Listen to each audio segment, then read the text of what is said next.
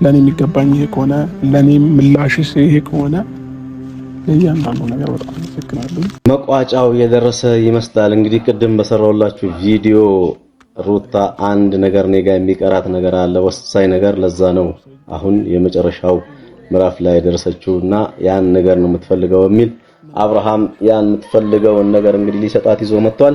ሰላም ጤና ይስጥልን፣ እንደምን ዋላችሁ? ይህ ሚዲያ ያው እንግዲህ ሰብስክራይብ በማድረግ የታሰበለት ዓላማ ላይ እንዲደርስ ሁልጊዜም ከጎናችን እንድትሆኑ ሁልጊዜም እንጠይቃለን።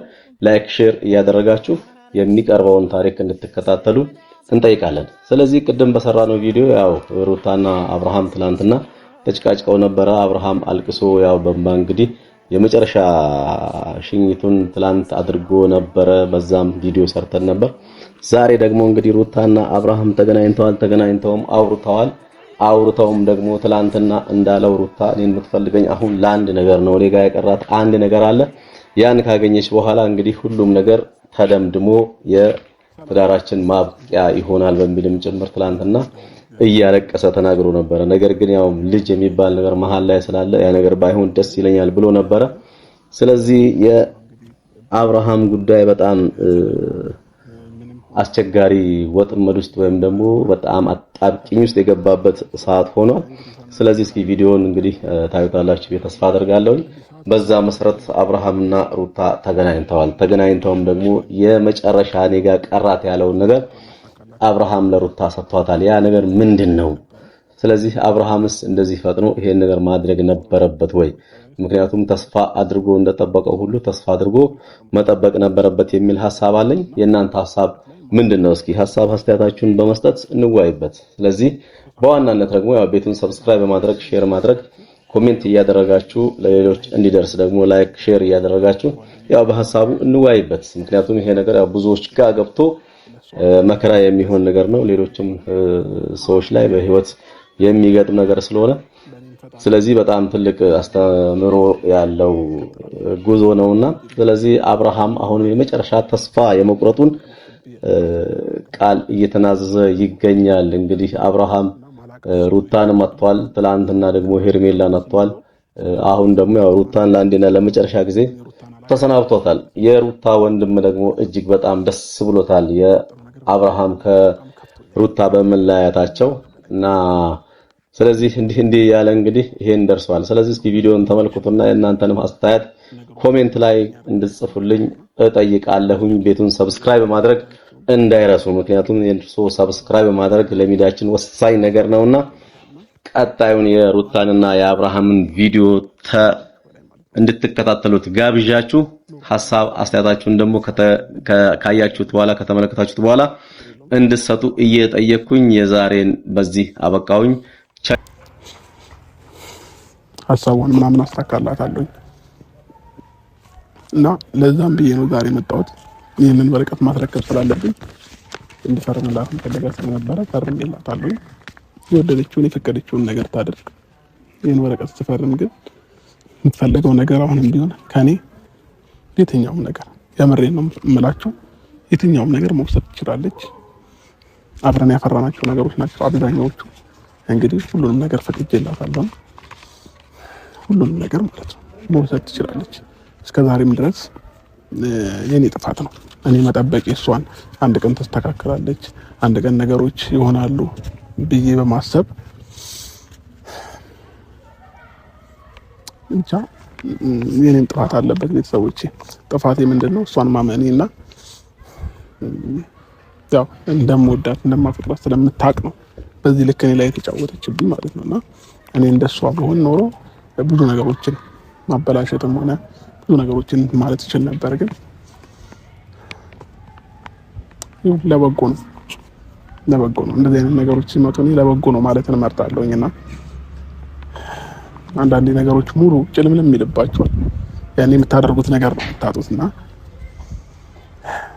ለኔም ህይወት ላይ እንደዚህ ነው የሆነው በዚህ 2 ቀን ማለት ነው። በቃ አንዳንዴ እኔን በደንብ ጠንቅቃ ስላወቀችኝ ልቤን ስለምታውቀው ከልቤ እንደማፈቅራት ስለምታውቅ እንደምወዳት ስለምታውቅ ነው እንጂ በዚህ ልክ እንደዚህ የተጫወተችብኝ እንዴት ልትሆን አትችልም ነበር። ሲቀጥል ደግሞ ዙሪያው ላይ ብዙ ሰዎች አሉ አሁን ላይ ሆይ ያሏት ነው ምናልባት የሚጠቅሟት ከሆነ የነገ ህይወቷን ያሳኩላት ከሆነ ይሁንላት፣ ችግር የለውም። በልህ ወይንም በበቀል ከሆነ ከኔ አትብስም ሩታ ማለት ነው። እግዚአብሔርም አምላችሁ ህይወቷን ሙሉ እንደዚህ እያለቀሰች እንድትኖር ማድረግ እችላለሁ። ግን ያንን ነገር አልፈልገውም። እኔ ምንም ቢሆን የልጄ እናት ናት፣ ክፉ እንዲነካት አልፈልግም። እኔን የመሰለ ልጅ ወልዳልኛለች። ስለዚህ ነገ ከነገ ወዲያ ይሄ ህፃን ያገናኘናልና ያንን በማሰብ ዛሬ ላይ ምንም ነገር እሷ ላይ ማድረግም ሆነ ምንም ነገር ማድረግ እንትን ማለት አልፈልግም። ክፉ አይንኳት፣ መልካም ነገር እመኝላታለሁ። ህይወት በእንደዚህ አይነት መንገድ እሷን የሚሰምርላት ከሆነ ይሳካላት ነው ያልኩትና መታለች። ለማንኛውም ይሄንን ወረቀት ስለቻት ዛሬ እኔና እሷ እንለያያለን። እኔና እሷ ነገር እዚህ ጋር ያበቃል ማለት ነውና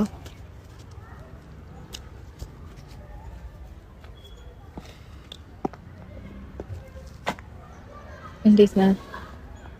ፈጣሪ ይመስገን። ምን ነበር የጠራክ? እሺ ዛሬ ለማንኛውም የጠራሁሽ ወረቀትሽ ላይ ፈርሜልሻለሁ። የምትፈልጊው ነገር ነበር አይደል? በጣም ጥሩ አይደል? በትክክል ተሳክቶልሻል። ፍላጎትሽ ሆኗል። አንቺም ፍላጎት ነበር መጀመሪያ እና ስለሁሉም ነገር ግን ከልብ አመሰግናለሁ። ለሰጠሽኝ ምክር፣ ለበቀልሽም፣ ለእያንዳንዱ ነገር በጣም አመሰግናለሁ። እኔና አንቺ አንድ አመት ከምናምን አብረን ስንኖር እኔ ሩታን አላውቃትም ነበር ማለት ነው። ትክክለኛ ባህሪሽን አሁን ነው እያሳየሽኝ የመጣሽውና እያንዳንዱን ለሰጠሽኝ ነገር አመሰግናለሁ። ቢገባሽ ግን አምኜሽ ነበረ። ቢገባሽ ልቤ ተመልሶ ነበር ወደ አንቺ። ቢገባሽ ሁሉ ነገር እንትቼ ሁሉ ነገር ጎኔ ላይ ያሉትን ነገሮች በሙሉ አባሬ ካንቺ ጋር ሆኜ ነበረ። ግን ደግሞ አንቺ እኔን መበቀልና እልህ መያያዙ ሞር የተሻለ ቦታ የሚያደርስሽ ስለመሰለሽ የልብሽን የፍላጎትሽን አድርገሻል። ስለዚህ ዛሬ ላይ እኔ አንቺን አሁን ልክ የሆነ ነገር መጥፎ ነገር ላድርግ ወይንም ነገር እንትን ልል አይደለም። በቃ ችግር የለውም። ለኔ የሚገባኝ ይሄ ከሆነ ለኔ ምላሽሽ ይሄ ከሆነ ለእያንዳንዱ ነገር በጣም አመሰግናለሁ። ወረቀትሽን መቀበል ትችላለሽ። ቴንክ ዩ በጣም አመሰግናለሁ። ግን ደግሞ ማለት ነው አንድ አመት ከምናምን ስንኖር አላቅሽም ነበር ካልከኝ ይሄንኛው ማንነቴን ያመጣሁት በአንተ እጅ ነው። አንተ ነው የሰራኸው ይሄን ማንነትና ብዙ ሊደበር አይገባም። ሲቀጥል ደግሞ እኔ አንተ ብዙ ነገር አድርገህና ብዙ ነገር እንደፈለክ ሆነ እየመጣህ እኔ ቁጭ ብዬ የምጠብቅህም በቃ አይደለም። እኔም ክብር አለኝ። እሺ አንተ እንደፈለክ ከፈለከው ሰው ጋር ከፈለካት ሴት ጋር በቃ እንጃ እኔ እንደምንም ሳልቆጠርና እንደምንም ሳልታይ አንተ እንደፈለክ ሆነ እየመጣ ከዛ ሁሉ ጊዜ የምቀበልህና ትናንትና ያደረከውን ነገር ይሁን ብዬ ሳልፍና ስትደጋግመው ማይጨክንና ማይቆርጥ ልብ ወይም ደግሞ ማይጠላ ልብ ያለኝም አይምሰልክ። እሺ ትክክል ነህ። ይሄንን ነገር ነው የምፈልገው አሁን ከኔና ካንተ መካከል። አሁን እኔ እናንተ ነገር በአራት ነጥብ አበቃ ማለት ነው። አንተም እኔ ጋር አደርስም። ካሁን በኋላ ሰላሜን አግኝቼ በደንብ የምፈልገውን ነገር እያደረኩኝ በስነ ስርዓት ከልጅ ጋር በደስታ እኖራለሁ ማለት ነው። አንተ ከኛ ህይወት ወጣል። ስለዚህ ዳግመኛ በምንም አይነት መንገድ ውስጥ አንገናኝም። መገናኘትም አልፈልግምም አንችልምም። ትክክለኛውና ተገቢው ነገር ነው የሆነው። ኦኬ እንደዚህ ስትይ ግን በመሀላችን ልጅ አለ ገባሽ? ምንም የሚያገናኘንም ምንም እንትን የሚለን ነገር የለም ማለታችን ገባሽ? እንደዛ ብለሽ የምታስቢ ከሆነ ልጅን ስጭኝና እኔ ጋር እየኖረ ምንም ነገር የሚያገናኘን ነገር አይኖርም ገባሽ? አይ ካልሽ ግን ይሄ ልጅ እስከ በመሀላችን እስካለ ድረስ በፈለኩ ሰዓት የማየት ሰምተሻል ብዬ አስባለሁ። ባለፈው ፖሊስ ጣቢያ ላይ ሁሉንም ነገር ማለት ነው በፈለኩ ሰዓት የማየት ለልጅ የሚያስፈልገውን ነገር የማድረግ መብት እንዳለኝም በደንብ ማወቅ አለብሽ። ከዚህ በኋላ ምንም የሚያገናኘን ነገር የለም ምናምን ልትያችን። ልጁ የኔም ያንቺም ነው። አዎ ችግር የለም ታይዋለህ። ይሄንን በደንብ እመኝበት። ከዛ ውጪ ግን ይሄ ማንነትሽ አንቺ ካዋጣሽና ለአንቺ ሰላም ከሰጠሽ ከዚህም በላይ መሆን ትችላለሽ። የፈለግሽውን ነገር ፈቅጄልሻለሁ።